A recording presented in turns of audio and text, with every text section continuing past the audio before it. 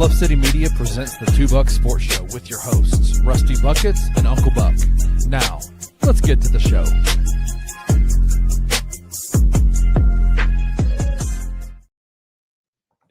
What's up, everybody? Welcome to the Thursday edition of the Two Buck Sports Show. I am your co-host, Rusty Buckets, back like I never left after a day off yesterday where I had to go do some work in the great metropolis of Savannah, Tennessee. Appreciate Kenny holding it down for me yesterday.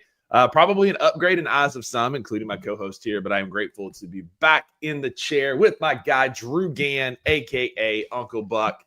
What's happening, buddy? How you doing? It was not an upgrade at all. It was not an upgrade at all. The only thing is, like, me and you do this every show. You know, you get in a routine. You inject an unknown into that, and he is extremely known, but it's just a different rhythm, and it can go one of two ways. Thankfully, with Kenny, we've done it enough to where when it spirals and it gets off schedule a little bit, something that me and you never do, it goes in a positive direction, and so it's just different, you know. Yeah, and I'm sure you get that. So I do. I am very much an organized type A person. I have a scheduled doc. I have a show list of how this thing is going to go, and so that's usually how it kind of progresses. So I appreciate Kenny. The conversation was sparkling yesterday, to say the least. So if you haven't seen it, go back and check out yesterday as we talk about, is coaching the best transition into politics? And right. I honestly, I think that's a good take, because what is more political than politics? And that's sports. Like, there's so much politicking that goes on in sports. It sets the stage for a career launch. And it was an interesting debate around Stephen A. Especially in college, where in the whole offseason, all you do is speaking circuits trying to raise money. This is all it is. It's all a money-raising ordeal now. So, it is totally on par. It's the minor leagues of politics. Yeah, I was sitting in a dental office yesterday in the parking lot in Savannah listening to that, and I was like, this honestly makes a ton of sense, because, again, the only thing more political than politics is football, especially in the great state of Alabama. But shout out, Jalen. Appreciate you being here, King Meeks. Kenny in the comments getting in his feels about it not being an upgrade yesterday. But once again, sir, thank you for filling in for me yesterday. But we are going to go off the rails to start, because we got a new segment that we've been airing out, and it's been fun. You know, we get more comments, I think, on the music, but it's been a fun segment. And I think today we've got a couple of topics that y'all are really going to appreciate. So it is time for our Therapy Thursdays.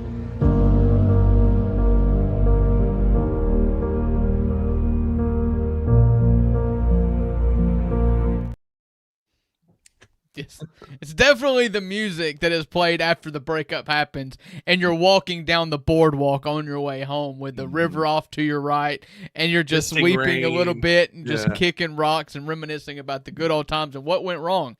That's the music that's played. So this is our Therapy Thursdays. It's where we air something out. Just not sports, just things that we want to get off of our chest. I know you've got something for us. You've teased me with it, but told me you're saving it for the show. So it is time for the show, and it's time for you to air it out. Yeah, so I am guilty of getting, I won't call it road rage, but I do get fairly angry in the truck, especially with Memphis drivers. Memphis drivers are some of the worst. And I lived in Myrtle Beach, where we had a lot of Tourons that would come visit. It's the combination of tourists and morons and Tourons. We got it. They can't drive. I've seen a New York plate cross 6 lanes of traffic in the middle of rush hour with no regard for human life, because they were trying to turn into the water park. And then there are get to the water park, man. Gotta get to the water park. And there are Memphis drivers. And it's a whole different class. And so I see people, like, the only people that might have an argument is those Russian dash cam videos where people just like obliterate each other on the Russian highways. But, Jalen, you and I agree on a lot of things. Jaren Jackson Jr. is not one of them, and Memphis driver is apparently not going to be the other. But I had an interaction this week in Memphis traffic that gave me hope and a new perspective on how to handle Memphis drivers. So I was sitting at a red light the other day. I guess it was Tuesday. I guess that was Monday or Tuesday. And I'm sitting here. There's a car ahead of me, and the cross traffic has the green light. Well, I'm trying to turn left onto said road. Well, the light changes to red. And just as our light turns green, the car in this turning lane shoots out into the intersection and cuts off and turns in front of us. and I'm sorry, I was the third car. There was a car in front, a middle car, and me. And the middle car was it was a Kia Soul. So if you're watching this, you drive a Kia Soul in East Memphis, shout out to you. Because the window rolls down, and I'm like, oh, man, he's finna give him the Hawaiian good luck sign. There's no doubt about it. But all this man proceeds to do is stick his hand out the window, go thumb up, and then just go whoop, thumb down as this person drives by. In the ultimate, I'm not mad, just disappointed stance I've ever seen. And I thought, you know what? That's a good way to be because I get so angry and I get so aggressive. Maybe it was Speedy Edie. The car wasn't quite long enough. Like, it barely came out the window. If it was Zach Edie, he probably could have grabbed the car reaching out.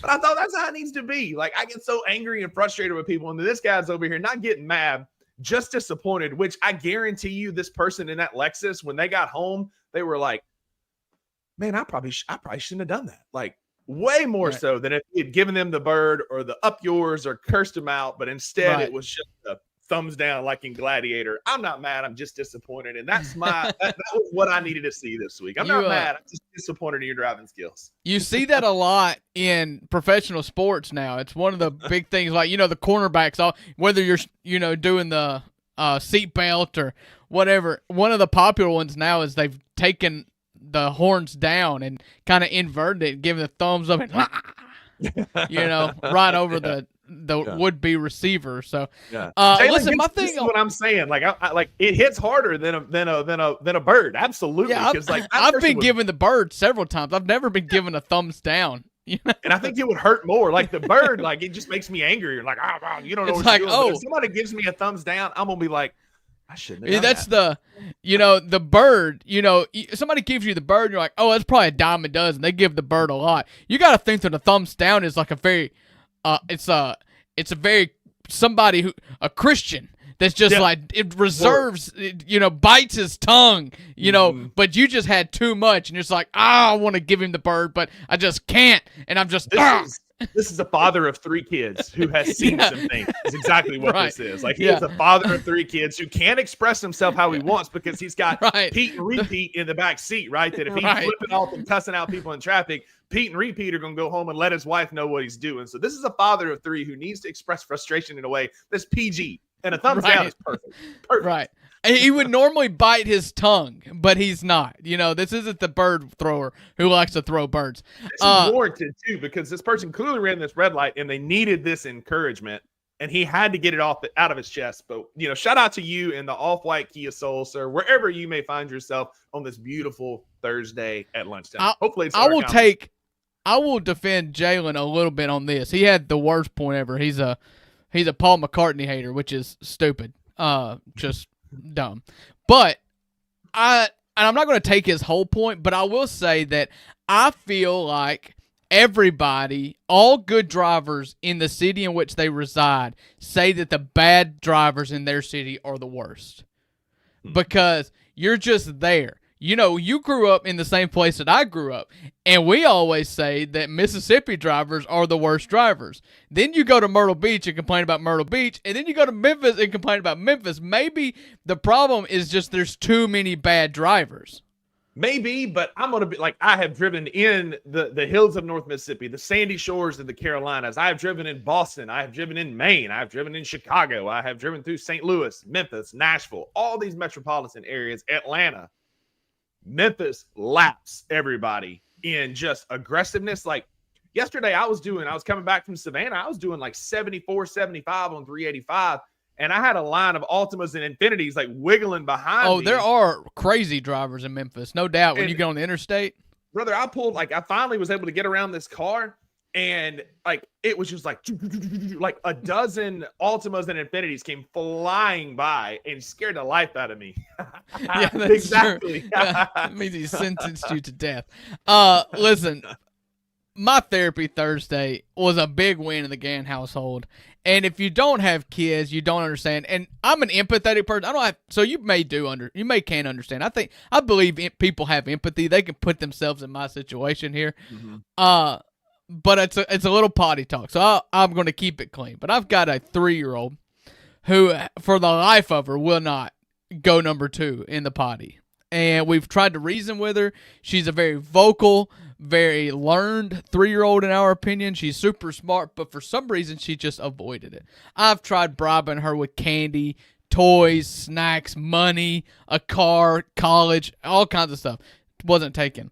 Last night she came up to me and she was just like, Daddy, I need a pull-up on. I was like, we're not putting a pull-up on. I know what that means. That means you're going to go hide in a corner somewhere. I said, and she just looks at me and she says, is it easier? And I was like, it's easier, trust me, to go get on that potty. And she just disappears. I was like, okay. About 5 minutes later, this is what I hear. Dad! I did it! I was like, yeah! This is 9 o'clock at night, okay? And this is the funny part. So this, because I have to clean her up. And I'm like, this sucker was as big as her arm. I mean, this was desperate times here. I took a picture, and I haven't sent it to Rusty, but I've considered it a few times. It's almost PG-13 what this thing looks like. And I clean her up. The first thing that she does is funny because our master bedroom is downstairs. My wife is in bed. That's where they were when she got up to use the bathroom. She goes to the top of the stairs and screams to the top of her lungs, Mom, I did it! And then she said something I've never heard her say ever. She says, it was a big turd. I lost it. And of course I go give her this big hug. Mama runs up the stairs. We're jumping and dancing. And I just get down on her level and I look at her and I grab her by the shoulder. And I said, we're going to buy you a toy. And Mom's like, yeah, we'll get you a toy in the morning. I said, we're going to buy you a toy right now. It is 9 o'clock at night, 30 minutes past her bedtime. And I'm like, put your pajamas on, baby. We're going to get a toy. Well, I went and bought her a toy, and it was the most fun. We got a little Moana doll that had the hair that you could braid and whatnot. We sat at the table and braided Moana's hair for another 45 minutes after we got home. And I was like, what you gonna do tonight? You wanna watch Tom and Jerry before bed? She's like, yes. I was like, you pooped. Good for you.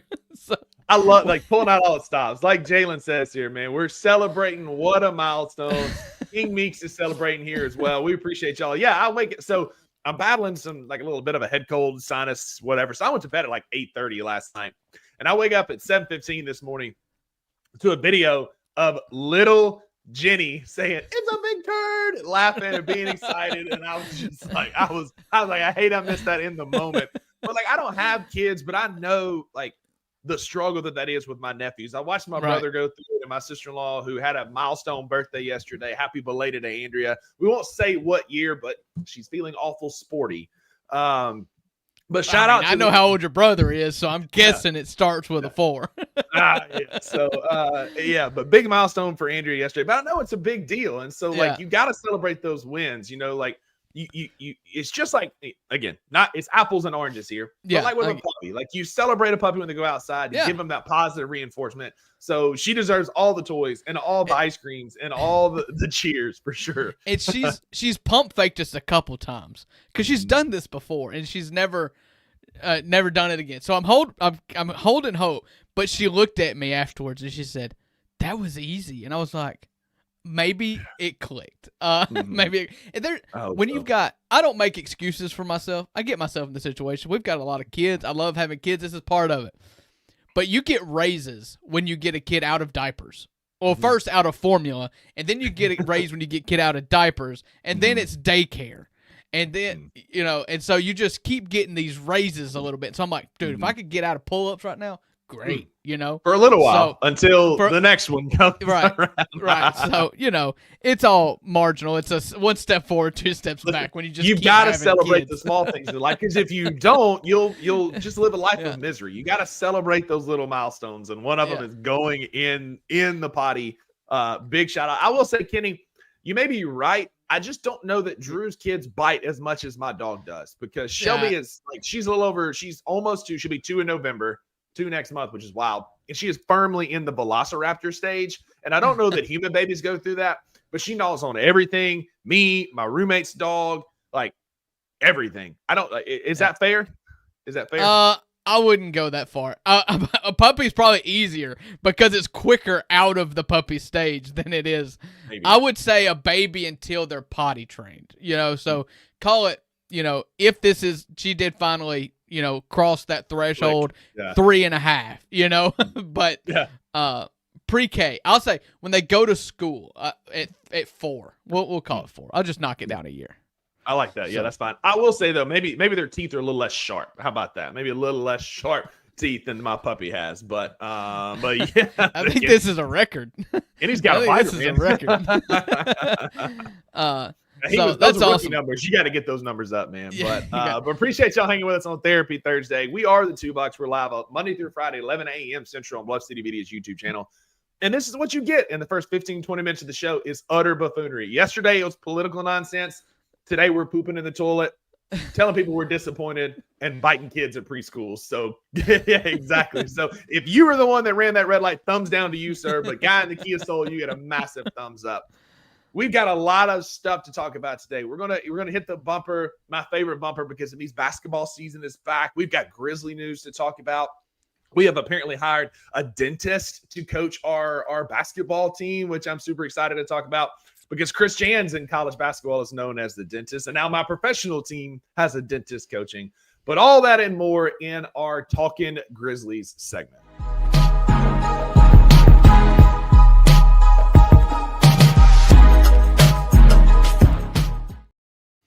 That's right. It's time to talk Grizzlies. But first, just quick thanks to everybody that's here. The Grizzlies season is picking up. I expect the numbers to grow for a little bit. So while you're growing, if you're new here, if you're familiar with this space at all, just either way, I'm going to give you a quick reminder. It helps us a ton if you just go hit that thumbs up button real quick. And if you like it, hit subscribe. And if you love it, hit the bell notification. That will allow us to notify you every time a Bluff City Media show comes on. You don't have to set your calendar or, put a Post-it note anywhere. We'll let you know anytime a show comes live from Bluff City Media. We've got a lot of good stuff, including Fisher and Brevin Knight with the Night Court podcast dropping yesterday. That's 2 voices you need to hear come Grizzlies season, because that is the color analyst and the sideline reporter for the Memphis Grizzlies, and they do a show once a week on Bluff City Media. So and tap in with us. He's the honorary third buck, as he's been on our show a couple of times. Did an awesome job. Great interview. Brevin is such a good dude, man.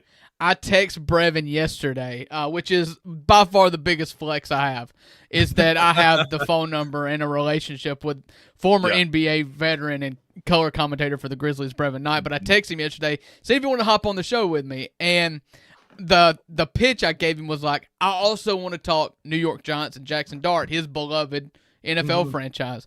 And he just responded back. He said, man, I wish I could. Miss you guys. Unfortunately, I'm headed to Jamaica tomorrow. And I was like, I get it. And if you need a butler, I'd be happy to join. Pave my way, and I will get you unlimited drinks, whatever you need. Listen, Drew and I are small fish, and we know that. We recognize that. Follow us on social media at 2bucks_BCM to see exactly how small fish we are. But y'all follow us on Instagram, Twitter. We put up a ton of polls and fun stuff on socials. But that day we saw him in the Grizz Den. Thank you, the Grizz Den, and he was like, "Oh, it's a $2. I know y'all show." I was just like, "Yeah." Like that was the moment. It felt like maybe we are small fish, but that was my one big fish moment. It was for Brevin Knight to know who we are. Gave me a shout out on a pregame show one time when my nephews were there for a basketball game, and so Brevin, as Jalen said, like they say, don't meet your heroes. You absolutely need to meet Brevin Knight. Yeah, Brevin's a good dude. Brevin Praise Fest, but that's what he deserves. He's a great dude, great show. Check out Night Court, all the other great shows here on BCM. But Drew, we have got training camp happening right now in Nashville, and there's been a lot of question and thoughts and talk about Coach Tuomas Iisalo. We've had some quotes, Ja and Jaren coming out talking about the pick and roll offense and how it's looking different. He said yesterday that he wants playing the Memphis Grizzlies to be an unpleasant experience like going to the dentist. Shout out to all the dentists out there watching. If you need help in your real estate, let me know on a side chat. Appreciate y'all watching. But it got me thinking and got down on some rabbit trails this morning as I was trying to figure out exactly what we're getting in Coach Tuomas Iisalo. And the one thing that keeps coming up, there's 3 words that comes up on both his offensive and defensive philosophy, Drew. Those 3 words are intensity, pace, and aggressiveness. And we saw some of that last year with the intensity and pace. But to me, that was the one thing that was missing from a lot of these Grizzly teams last year was the aggressiveness to go out and snatch victory, to put your stamp on this game, tighten up your chin strap for another Football Reference. Shout out Zach Edey highlights. We'll get to that here in a minute as well. Tighten your chin strap up and go win a freaking basketball game. And so the aggressiveness that he's talking about here is, I think, what we've missed sorely. I feel like last season it was a lot of pace and less intensity. I feel like intensity can be two different ways. I prefer the more abstract version of intensity, the kind that you can't really chart on a graph, and that's just how how the players play within it. And so many times last year they played fast, but they were soft. They were front runners. They would get bogged down and couldn't correct. Intensity to me is just grit. That's what I kind of that's the word I would use, or that I hope that he means when he says intense. I hope it's grit, a lot of perseverance. So we'll start with the offensive philosophy. We saw last year the Grizzlies ran a lot of, as my co-host here called it, the communist offense, where it was unorganized, it was freelance, it was motion. It was Tuomas's offense until Taylor Jenkins got fired. The reality was it was Noah LaRoche's offense because he was hired first. And so what we saw was, yes, there are elements of Tuomas's offense that were in there in the pace that you were talking about, but it was disorganized, motion, positionless offense. There was not a lot of actual intention in the offense. Right. And one of the quotes, again, shout out Zach Edey highlights for the Football Reference. This is what won me over in doing my research this morning. What does he compare his offense to? But the Velociraptors in Jurassic Park. And I love this. I haven't seen this. So this is shout out Adam Pike at Adam Pike Grizzlies Film. He breaks down the Grizzlies in a very like cerebral way from a film standpoint. Great follow. Absolutely great follow. He wrote an article just talking about Tuomas's the sample size. It was, albeit small, 15 games last year in the playoffs, and the playoffs are hard to judge because you're playing one opponent, so you're being very specific to that. But we didn't get a big taste of it. But in an interview on an X's and O's Chat podcast, he was talking about his offense, and he compared it to, and this is the full quote, good offense is one interaction after another where the players are looking to find the weak point in the defense. The term we use is Velociraptors. Some of you are old enough like I am to remember the great 90s movie Jurassic Park. He said, there's a guy that goes in the cage with the Velociraptors. He's like, see how smart they are? They're super smart. They're testing the fence every 15 minutes to see if the power is down. And that's how we want our offense to look. That every action we are taking, we are like those Velociraptors looking to attack, attack, attack. And if it's there, you find that weak point, boom. We move to the next action, and we keep moving, and we keep moving. When we find that point, we attack. So guys that do that are in constant attack mode, and this is the most difficult thing with a good offense, to maintain that aggressiveness while being very patient. So you have to be like the Velociraptors in his offense. They're going to test. They're going to test. They're going to test. And when they find that weak point, there's a play ready to go attack that weak point, Drew. Yeah, that's interesting for sure. I like that in theory. To me, I think of this, and I heard this described in football, that there needs to be more rugby in football, and this is the reason that they gave, and it was trying to. This was from pardon my take, PFT commenter talking to Lane Kiffin, and he was pitching the downfield laterals in football. It's the next wave of football. Yeah. And he compared it to rugby. He was a big rugby guy. And he said all rugby is taking two people at one defender and making the defender choose one, and it dictates what you do, whether you keep it or pitch. And the whole offense is basically like this. If Wayno was in the comments, he could probably tell me I'm mishearing this, but that's what I think. And so when I take that to basketball, it is constantly putting a defense in a situation to make a yes or no decision and us respond on their decision constantly. That's what pick and roll is. Which guy are you going to defend? You going to drop, or are you going to come up and let us roll? Or are you going to drop and we're going to kick out? Like, it's the whole... Yet it's all yes or no binary, and it's a flow chart. Does he do this? Then we're going to do this. Does he do this? Then we're going to do this. It's like the old Dennis Rodman rebound thing from The Last Dance. Ball goes here, ball goes here, ball goes here. That's what I anticipate seeing when I hear we're going to put pressure on. It's constant making the defense make quick decisions that we know what we're going to do, how we're going to respond every time. And you bring up the pick and roll. That's kind of where we're going to kind of hedge here for a moment. You can see here on your screen, this is from that same article. Again, Adam Pike. This is at medium.com. Great write-up. Very cerebral, statistical. But in this, it's looking at this is our offense from last year. On the far left is the very beginning of the season. As you can see, it progresses to the point where Tuomas takes over. And when Tuomas takes over, the freelance pick and roll offense becomes the most dominant part of our game. It starts with just true freelance offense at the beginning of the year, the Nola Roach system, right? Where there's positionless, this motion, pace, no real direction. Organized offense is more your traditional offenses. And you can see when things started getting kind of sideways in January where we started making some changes and tweaks. But when Tuomas takes over, you see that freelance pick and roll. And so basically Tuomas' system can kind of be broken down like this. Ja brings the ball up the court. We're going to see a lot of high pick and roll, a lot of high screens from Zach Edey, Jaren. And I think this is a great point to kind of camp out on at the beginning of the year in Jock Landale, who is a great screening big. But the offense looks like this. Ja brings the ball up, center comes up, and you have several options here. The option is a pick and roll with Ja. Then you've got, let's say, you've got Ty Jerome in KCP or Jalen Wells in KCP on the wings, Jaren free floating over in the corner. From here, if Edey comes up and screens, Ja has options for a dribble drive to see where the defense is. There's a whole great part of this article about how the offense shifts left or right based on which way Ja chooses to go. Or another big part of his offense is the dribble handoff to where Ja will pass it to Edey or Jaren there in the high post.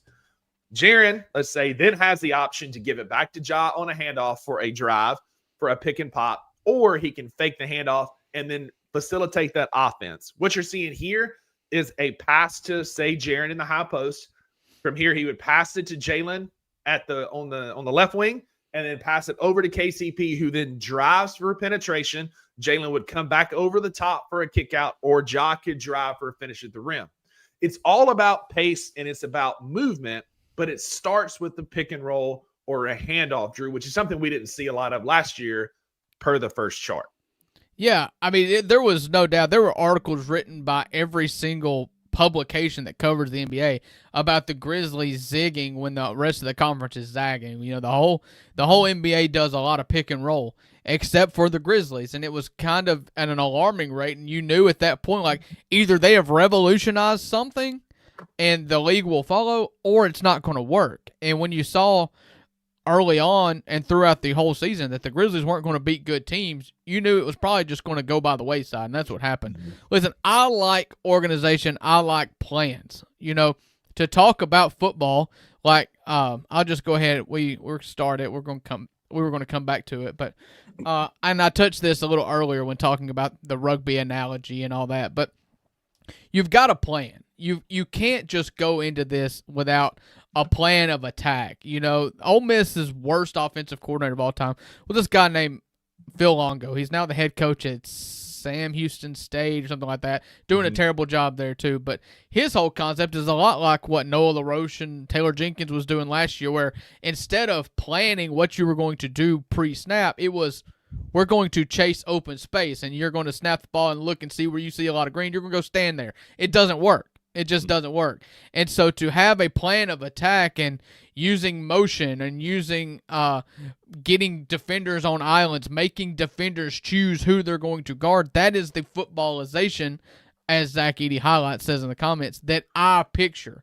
And it is more than one option, and every option has a plan A and a plan B, or maybe even a plan C.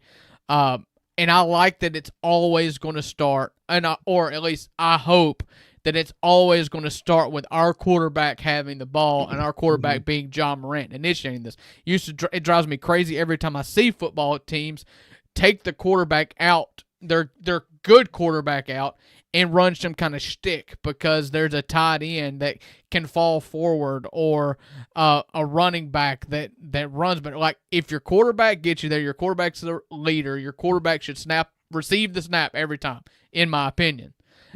And that's what I hope we get to. It may be boring. It may look repetitive a lot. But just remember, this is Ja Morant's team. Ja Morant is the catalyst. We will go as far as his shoulders will take us. And so he needs to have the ball more than anybody on the court. And that means starting the offense. And so a couple of points on his system. We've talked about pace and transition. Tuomas Iisalo's system prioritizes the first 8 to 10 seconds of the shot clock. You get the ball up the court, you get into position, you're looking to make a decision quickly. You're trying to catch the defense napping, not giving them time to get set up, get some movement in before they get ready. With that, players are taught to make a decision quickly, whether that's to shoot, pass, or drive the basketball, and it all works on a chain reaction. Ja, let's say he doesn't do that, or he does the handoff and he dribbles into the paint. The offense is taught to rotate. Everybody kind of rotates a position, trying to create some open space.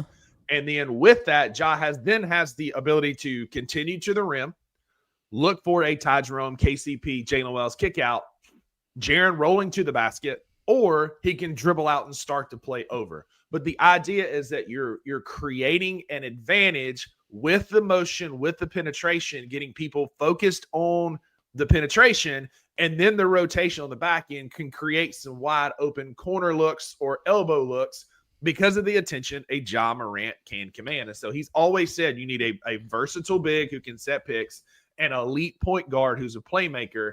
We have that on this team, and I think this system, as Ja has already pointed out, fits him and is going to be exactly what we need.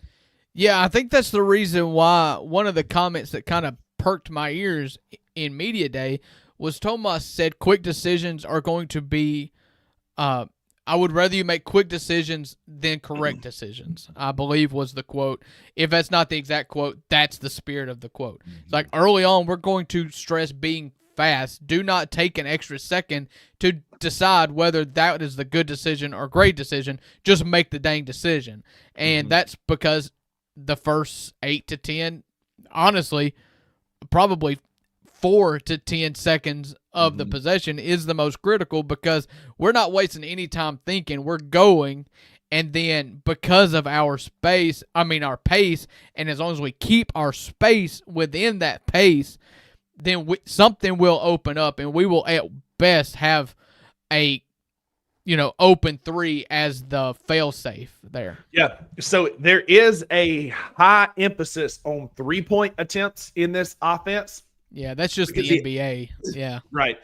And because the rim pressure that Ja Morant is creating, the idea is that as that defense collapses, now we have a shooter in a Ty Jerome, KCP, Jalen Wells, Cedric Coward, somebody that can be that, are going to get a lot more wide open, especially corner threes. And Drew, what point guard has been better over the last couple of years at mid-jump rim passes than Ja Morant? How many times have we seen him get to the rim and then he would find Desmond Bane out in the corner or Jaren out in the corner? And so I think that this offense is going to fit that perfectly, but it all starts with pace. And so to kind of come full circle here, I don't know that our days of playing 10, 11 guys are over. I think I like the 10 or 11 guys we have that can play in this system, but with pace and with intensity is going to come substitutions. Tuomas has said that he plays a lot of guys because guys go. The idea is it's pace and intensity and aggressiveness on offense. And so guys are going to need a breather. And so I don't know that we're going to see a ton of change from that, although I don't know that we're going to be playing all 14 or 15. Tuomas, towards the end of the year, and again, maybe as the byproduct of that, I'm curious to see how this is going to work, felt like he had 9 or 10 guys that he leaned in on, and I like our 9 or 10 better this year than what we had last year. Yeah, I definitely think you've got a little you're deeper between 7 and 11, I think, probably. And I'm going to have confidence. Do not be surprised if you see John Conchar minutes, because he's got that elite skill set, which is extra possessions, finding a way to rebound the basketball. I hope to see 10 to 11. Wouldn't surprise me to see 12. And I kind of agree with you. I think it gets a little hairy, though, and this is probably a conversation we'll get into as training camp ends, and we kind of hopefully start hearing some stuff about who's in, who's out. But 10 to 11 gets a little hairy. There's going to be a cut line there in which 1 or 2 guys that we think and are counting on are not going to be in that 10 or 11. I'm looking at Gigi, Vince Williams, that that line there, like who's going to get that? If only 10 people play, you're not going to see any, Javon Small or Cam Spencer or probably Vince Williams and maybe not Gigi, depending on which way we go. So. Yeah, I think you'll see Gigi. I think Gigi's going to have a great camp, and I think you'll see more of him. I think so too, but I think he improves this year. I was down going into camp on Gigi last year. I wasn't down. I was just telling everybody to pump the brakes, I guess. I am going to be a little bit more bullish on Gigi this year because I think the mindset had to change. And speaking of mindsets changes, we kind of shift our conversation. We're going to head and finish up with Tuomas's defensive system. Shout out to Michael Cole in his article last night for the Commercial Appeal. He talked about that Tuomas is implementing 2 types of drills so far in camp. One that's going to be learning new things, and the other one is bringing out a competitive fire. And Tuomas said yesterday after practice, you're seeing a bit of chippiness. You're seeing guys that are competing. And as Tuomas said, the best practices are at the edge of conflict. You want to keep it right there. That just means the engagement is very high from the players. And again, that's something I don't know that we saw last year was these guys competing. And that's what we've missed because the Grizzlies have had grit. We've been a top 5 defensive team. We've had those moments. But you said it yourself. Last year, we're a bit soft. And, that's a 4-letter word that nobody wants to be called, but that's kind of what it was. And so hearing that what it was. Competition. Flat out. That we've got chippiness, that we've got conflict. Like, I freaking love that. And I think a lot of it comes from KCP. He has a quote in here where he takes pride in guarding his assignment. He calls it guard your yard. And if that's your assignment, you take like that's your spot, right? Like you're a guy to defend. Take pride in that.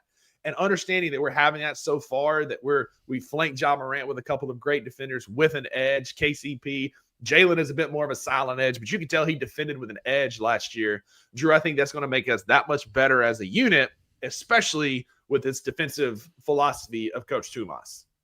I'll tell you this. I like it. I do like chippiness. I like that that shows pride in your work and everything like that.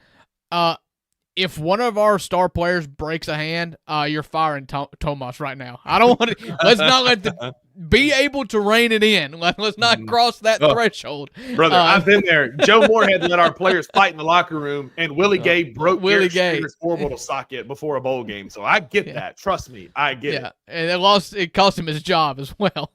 Absolutely. I get it. So I stand by it. No, absolutely. And so with Tuomas and his defensive, like he emphasizes pick and roll so much on offense, and he understands that's the way the game goes, that he also learns and knows how to defend the pick and roll really, really well. And so there's a ton of videos out there about how, to defend the pick and roll, and Tuomas is coaching up at coaching clinics or different clinics, and just hearing him talk about it, like, because he has such a mastery of it on the offensive end, he knows how to defend it and working on the other end.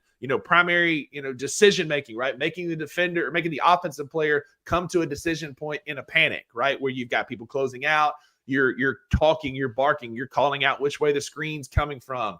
You're defending the screener well. And so Tuomas is, just like his offense, his defense is about intensity, about pace, and about aggressiveness. And this is going to fit really well on what we do, because KCP, as I mentioned earlier, guarding your yard, Drew has come out and said that, like, it's great that you've got Jaren and Edey. It's great big rim protectors, but he's saying that his job and Jalen's job and the wing defender's job are to take that pressure off of them to where they can be rim defenders. But Jaren can be what he truly is in his element, and that's that free safety where he can help out a lot, because we have guys that can defend at the perimeter and is not letting that penetration get through so much like we saw last year, forcing Jaren to make bad decisions. And let's face it, get into foul trouble, which has been a problem of Jaren all along. And so with this intensity, with defending the pick and roll well, and a guy like KCP leading the defense in the backcourt, I look for Jaren to return to some of that defensive player of the year type season he had a few years ago, where the pressure's not all on him, because then he had Steven Adams. Now he's got a system and players that work that can take some of that penetration pressure off to where he doesn't have to get in foul trouble as much. Yeah, I mean, you want Jaren back there, but at the same time, you don't want unimpeded downhill guys coming at him, because that will lead to foul trouble. I don't care how much you try to avoid it, how good of a defender you are. If they are coming not untouched to the paint, you're going to have to foul more times than not. And listen, especially to start this season, as you are down Zach Edey and Brandon Clark and, at times Jaren Jackson Jr., you have got to protect Jock Landale, Santi, and Jaren when he comes back sooner than the other two bigs. Like, you have to protect them. And so when you've got guys you can throw at it to where you're at least pushing them off of their line as they get downhill, or their run, or at least shortening their runway, probably another way to look at it, it's going to help a lot, and I like that. Listen, you've got to take pride in defense. It's something that Taylor Jenkins lacked so much, especially later on, was the lack of intensity when it comes to defense. You've got to take pride in that. The city responds to that. The city did not respond at all to the Grizzlies last year because they were soft and they played soft. And you can be a bad basketball team, but you cannot give up what you do. You cannot play without pride. And that's what this team lost last year. So, yeah, to kind of put a button on it, since 2010, the Grizzlies have finished top 5 in defensive rating 4 times. Those are also the only 4 seasons where they won 50 or more games. And so defensive intensity is where we hang our hats. That's what we get behind in Memphis, and that's what wins you basketball games. Well, 2 things on that. Memphis has never coupled an elite offense with a decent defense. When we've been good, it's been on the defensive end.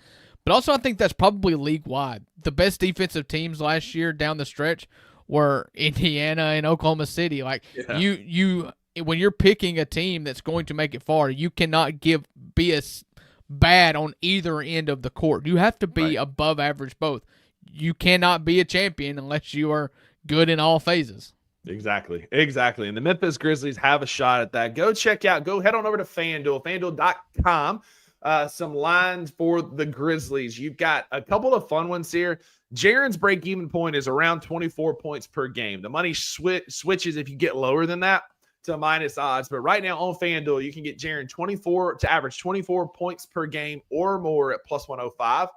For Ja, 8 is the assist mark. You can get Ja to average 9+ assists per game for plus 280 right now, Drew. I think we're going to see a lot more of passing Ja. Last year, I think it was a product of the offense last year, but Ja has said he's going to be less aggressive at attacking the rim. And so I think that's what we're going to see kind of heading forward. And then one that's intriguing and something just to put on your radar. Cedric Coward Rookie of the Year odds are plus 12,500 right now. And it's Cooper Flag's world. And VJ Edgecombe's really had a great camp for the Sixers. And Dylan Harper, I get all that. But if he's a fraction of what we think he could be, especially defensively, Stephon Castle and Jalen Wells were 1-2 in the Rookie of the Year last year and 2 of the best defensive guards in the league last year. Just something to keep an eye on for Cedric Coward Rookie of the Year odds over on FanDuel. Yeah, where does he stack? Do you have the list most favorite? Because I have no problem with Cooper Flagg being the favorite. He should be. He's number 1 pick, generational kind of guy.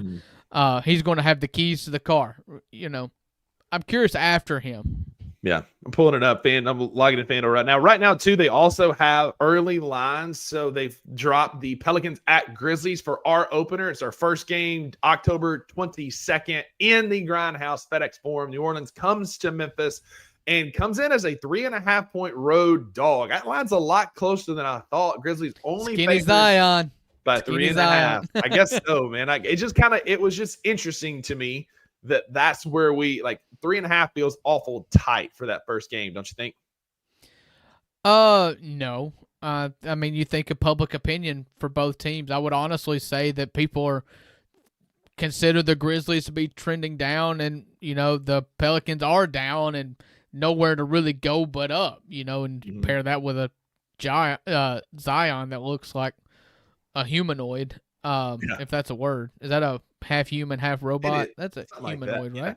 Yeah. He looks scary. Right, and you can't, he's going to get hurt early. That's what the odds would show. But at game 1, you're probably going to get Zion make it through. Maybe. Yeah. All right. So your odds on favorite for NBA Rookie of the Year right now, obviously Cooper Flagg minus 195, followed by Trey Johnson, VJ Edgecombe, Dylan Harper, Ace Bailey are your top 5. That's Houston, right? Trey Johnson? Not Houston, Washington, right? He's the Texas kid, the shooter. That's surprising that he's be second. He's the Washington Wizards. Second. He is plus 850. VJ Edgecombe plus 1,000. Dylan Harper 1,100. Ace Bailey plus 1,500. Then you've got Con Knipple at plus 25. Hanson Yang, the player famously traded for Cedric Coward at plus 5,000. Jeremiah Fears plus 6,000. You have to go 12,500. So did you put an extra zero on that? No, I'm getting there. Nikola Topic is plus 8,000. Walter Clayton Jr. plus 6,000. So then we get to the plus 10,000. Igor Demon, Neat Clifford, Casper. I'm not even going to put Yakachunas. Yakachunas. Then tied with Cedric Coward is Derek Queen of the New Orleans Pelicans at 12,500. Who's hurt? Followed by Colin Morey Bowles and Common Malawak at plus 15,000 right after him. So plus 12,500 for Cedric Coward. I think those odds are crazy and worth putting a few dollars on. I do too. That's got to be attributed to just a lack of a starting spot that you can write them in. Yeah, it's just got to be tied to usage or projected usage. And if that's what you're going to say, I get it. I do totally. I'm all in on Cedric Coward. I'd start him day one. Listen, Ken Darius is right, brother. If he gets 16, 4, and 5, like that's a massive rookie year. That's a great 16, 4, and 5. You're talking Rising Stars game. You're talking first team all rookie, and I mean And I don't think we're not the only ones, right? We're biased. We're Grizzlies fans. We're a little bit biased here, but the national media sees it too, and I think those odds will quickly change. Draft heads really saw it. They really, really saw it. Because he exploded during the draft, and so keep an eye on that. Plus 12,500 on FanDuel will win you a few dollars. But listen, man, we're 48 minutes into the show. We hadn't even talked about our Grease polls yet. We're gonna take a quick commercial break. We got college football on the other side of this real quick before we let y'all get out of here.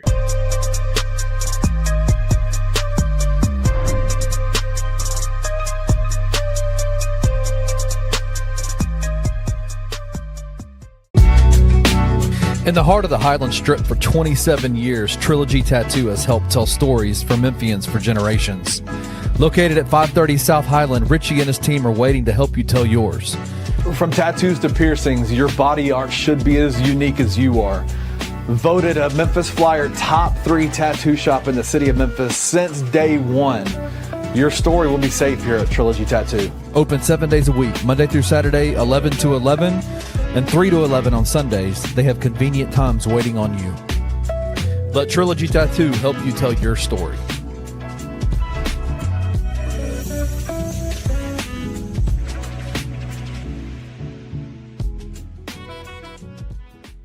Well, then why does everybody think we're going to be bad? Because the other teams are that good. I think with the additions that they have and the defense that they could play, they're capable of playing. They could be better than they were last year. Yeah, they got potentially better. The question of you still have a new coach with new players that are going to be asked to play a role, and with older players who are going to be asked to play a bigger role.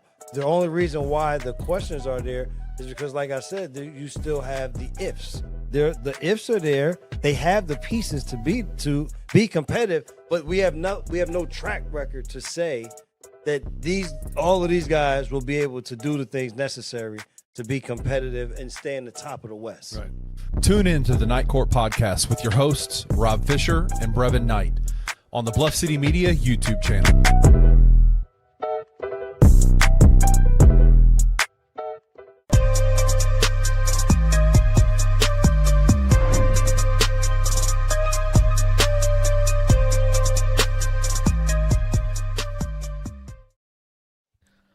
Welcome back to the $2 Sports Show, Thursday edition of the show. Appreciate everybody hanging out with us. The comment section is great today. Ken Darius has lots of thoughts. We love to hear them. So if you're on Twitter watching this, come on over to YouTube. That's where all the cool cats are. It's been a very fun comment section today, but we are going to get into our college football talk with our greased poll.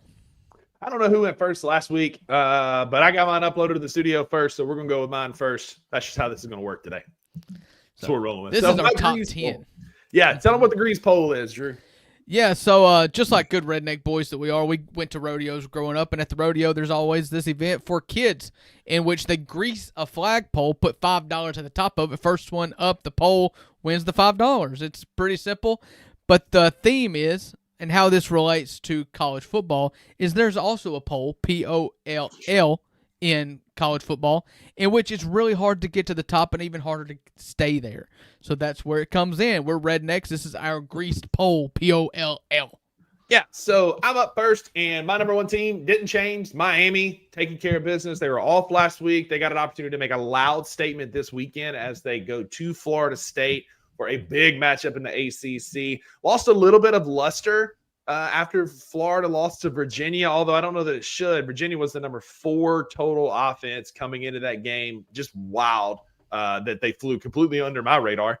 Not anymore. Yeah. Virginia made a loud statement. They play Louisville. That's why they call it moving week. Exactly. Massive weekend in college football. But I still got Miami first overall, even though they didn't play last week. We'll see what they can do against Florida State this week. Number 2, Ohio State. They went and ended the second longest home winning streak in Washington, handily 24-6. Their bigger games are ahead of them, but they're taking care of business. Oregon got an AP top 5 win. I hadn't been high on Penn State all year, and it just continues to throttle. I took them all the way out of my top 10 because they don't really play any more big games. And so if they go beat Ohio State in a few weeks, beat Indiana, maybe we'll get there. But, anyway, I'm out on Penn State, in on Oregon. Shout out Kadarius. He gets it. Ball knower. Attaboy, Kadarius. Attaboy. You might be a redneck. Absolutely. If you watched the $2 Sports Show. I did move Ole Miss into my top 10 all the way up to number 4. Listen, the schedule is what it is. You played LSU. There's questions about LSU, but you've handled your business. You've looked good in all the games. You've won 3 SEC games. I don't care if it's Kentucky, Arkansas, and LSU. You're in my top poll. You're in my top 5. Ole Miss is a dangerous team. You keep saying you, and I appreciate you addressing me when talking to Ole Miss, because I am the most forefront person that you think. Oklahoma in at number 5. Again, this is a product of what they've done, not what they're about to do. I'm worried about them without John Mateer for the next few weeks, but what they've done so far is the number 5 team in my greased poll. Moved A&M up. They got a gritty, gutsy win over Auburn. I was watching some film on them earlier. Like, they've got a couple of guys. They got a linebacker. I was watching some highlights of him. Taron York, who is just an absolute good. 21 for Texas A&M. Watching him diagnose and dissect that Auburn offense was like, it was artistic. If you haven't seen him, look him up. Taron York, it was an impressive film for him. 21 is going to be a problem for Mississippi State this upcoming weekend. But I got him number 6 in my poll with a couple of big wins for the Aggies. Alabama with a massive road win, bouncing back. I'm coming back into the Tide a little bit. I still don't think they're the Tide of old, but they're getting better. Ty Simpson has a complete control of that offense. I was exactly right that the one thing they were missing on offense was a running game, and Jam Miller sealed that game for him late. He looked really good in his first game back against my number 18 Georgia. Listen, you lost to a good Alabama team at home. All your football still ahead of you. You got one loss. Like, you got an opportunity to respond. How are you going to respond, right? Alabama responded by beating the crap out of everybody and then beating Georgia. Georgia can respond and win out and still be in the college football playoff. The best team money can buy at number 9 with Texas Tech after an impressive win over Utah. And then the Tennessee Vols with their one loss being to Georgia. They came to Starkville, had a gritty road win. My hat's off to Joey Aguilar. The kid is special. He's got a really good arm. Tennessee's run defense was a bit suspect against Mississippi State, so we'll see what comes. But a good road SEC win for Joey Aguilar and the Vols gets him to number 10 in my grease poll. Yeah, I don't really have much. I got thoughts on Texas A&M because I believe I dropped them out of mine altogether. Listen, I have a totally different thought process about what happened in that Auburn and Texas A&M game, and I felt like, to me, it gave me flashbacks of Florida and LSU. Like, this wasn't like a slobber knocker by any means. I thought A&M could have beat them by 90, but for some reason they didn't. And that was alarms for me and encouragement for you as you go to College Station next week. As a 14.5-point road dog still, but the line went up. More about that tomorrow. Yeah, it was 12.5, 14. The most bet though on FanDuel right now, FanDuel.com, is Miami minus 4.5 over Florida State. That's where most of the money on FanDuel is coming in right now for college football this weekend. is Miami 4.5 over Florida State. But Drew, yeah, hit him with your poll.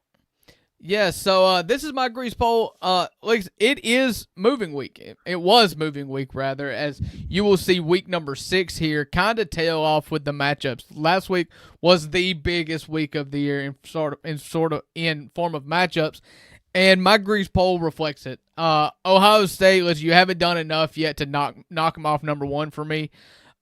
They are still number 1. They went to Washington 1, which I wasn't a big Washington fan, but it was a home streak that got broken, which was also the theme of last week, moving week number 5, because Georgia had the longest. They lost that one as well. So Ohio State had no reason to knock them off the top. It was just kind of they're going to be a placeholder for me until I see something alarming. Number 2 is Oregon. I talked bad about Penn State for a long time. I still believe Penn State is exactly what they are, a top 10 team with no prospects of getting any higher. That's why I dropped them all the way to 10 and couldn't find a reason to knock anybody to jump them. I do think they're a top 10 team, but they have no prospects of going any higher. Oregon, big win in the whiteout at Happy Valley. I loved watching that game. Watched more of that game than I did Alabama, Georgia, honestly. I put Ole Miss 3. Lizzie, you're talking resume now. Miami's big win. You're muted. I can't hear you. I said you won big brownie points with Jared. He respects number 3, expecting you to have. Yeah, I mean, I try to be measured. I don't want to. I am a homer. I do hope for the best, but when I talk about them, I try to be moderate. It's impossible to do, but I try. Listen, you're looking at Ole Miss versus Miami here. You've got Miami number 1, which I think is an idea. It's not one that I would subscribe to. They've got a big, close home win to Notre Dame, and they're playing Florida State this week, and then they got a win against Florida. And South Florida, who upset Florida and was one of the best group of 5s. They've got a good. But we know something about Florida at this point too. So if you're going to count South Florida a big win, if you're going to call South Florida a big win, you got to call Florida a good win. And I'm not there yet. The defense is what earns that, not your boy. Yeah. Generational talent, DJ Lagway. Yeah, the talent is there. The talent is there. I buy it. So I moved Ole Miss up to number 3. Listen, you've got a win against LSU. You've got 3 wins in the SEC this year. You're going into a bye week in which things lighten up a little bit after the bye with Washington State, but then you go to Georgia.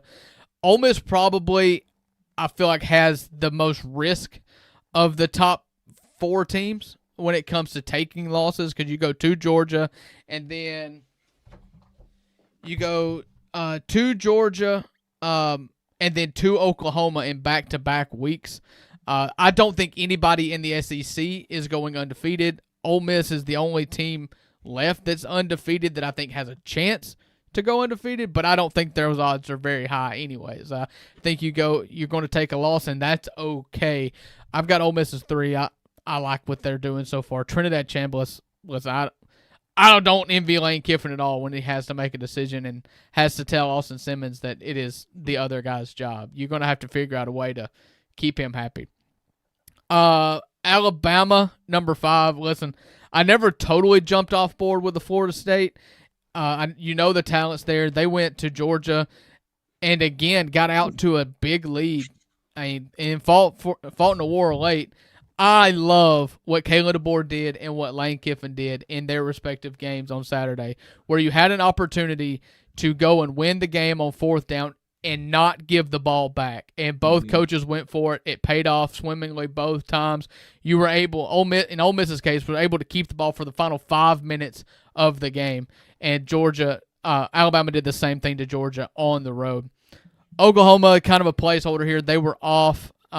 Again, I like their resume. I like their defense. It scares me about Mateer. I don't know when he's going to come back, but I don't mind dropping them all the way out of my Grease poll if it means losses and John Mateer doesn't play against Ole Miss. I'm not above cheering for a delayed recovery. Not injuries, but a delayed recovery. Sure. Georgia, I wasn't going to drop them far. I kind of made up my mind one way or the other, unless it was a blowout in that Alabama-Georgia game. Did not drop them far. Number 7 overall. They're a really good football team. Entering mine is Missouri and Vanderbilt. But you want to talk resume? Vandy probably has a better resume. I've just been so impressed with Missouri so far this year. I talked about their running back being a bowling ball of butcher knives. I love Bo Pribula. I really like Eli Drinkwitz. I think that they have one of the higher floors in the SEC consistently for the middle-tier teams. I have so much respect for Missouri. Missouri is on a bye this week, and then they play Alabama next week.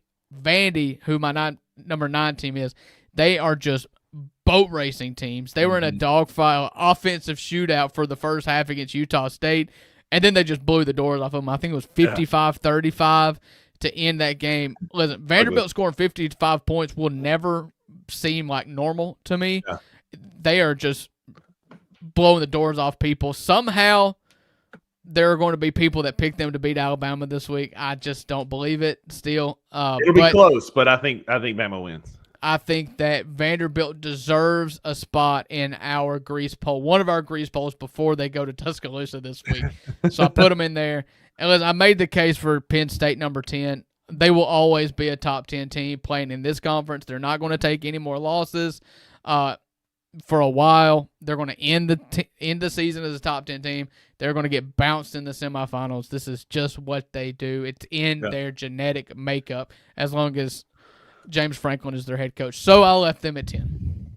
To your point earlier, over on FanDuel.com, to finish the regular season undefeated, your top odds getters right now are Oregon plus 125, Ohio State plus 155, Miami plus 170, Texas Tech plus 300, Memphis plus 550.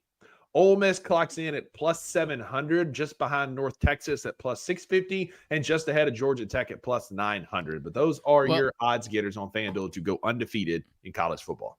Well, there are no real they've got to be number 1 in the SEC, I would think. I don't know what Missouri, because left undefeated in the SEC, Missouri, Vanderbilt, Ole Miss, that may be it, honestly. Oklahoma, that's true. So your SEC teams is Ole Miss at plus 700, Texas A&M plus 1,100, Oklahoma and Missouri plus 2,500, Vanderbilt plus 5,000. Yeah, so Missouri and Vanderbilt both play Alabama in the next 2 weeks. Oklahoma and Ole Miss play each other at some point. Ole Miss does not play Texas A&M. I'm not going to look through the schedule. I'm sure Oklahoma does, I would think. But probably, it's going to solve its way out. But the point being, the odds-on favorite to go undefeated this year, they've all taken a loss by week 5. Alabama lost week 1. Then Alabama beat Georgia in week 5. And LSU took a loss to Ole Miss. Texas A&M and Missouri play, but they do not play any of the other undefeated teams. I don't think Missouri is going to get through Alabama, so it's just going to be whether Texas A&M can get through Missouri. Then Texas A&M also ends the year with Texas, obviously.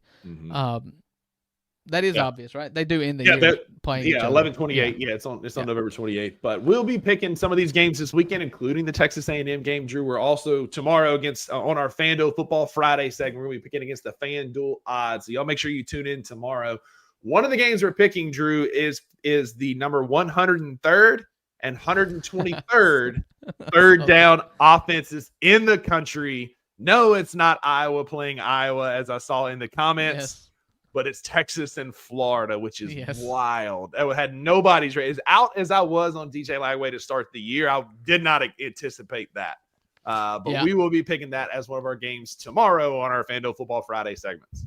Yeah, I don't know what's going to happen with that game. Somebody's going to come out. Either Lagway or Arch is going to come out looking like a savior, and it's probably that both of them are just not ready yet.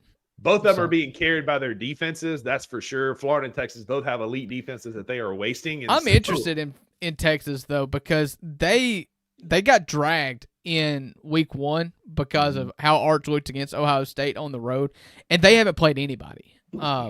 At least Florida's played some good teams. You know, they played Miami, and they played, South Florida. LSU. Yeah, that's who I was trying to think of. So Yeah, Texas travels to Florida to be the first game. A lot of people are picking Florida to win that game. I think if they do, it'll be on the heels of their defense. But that's one of the games that we're going to pick tomorrow.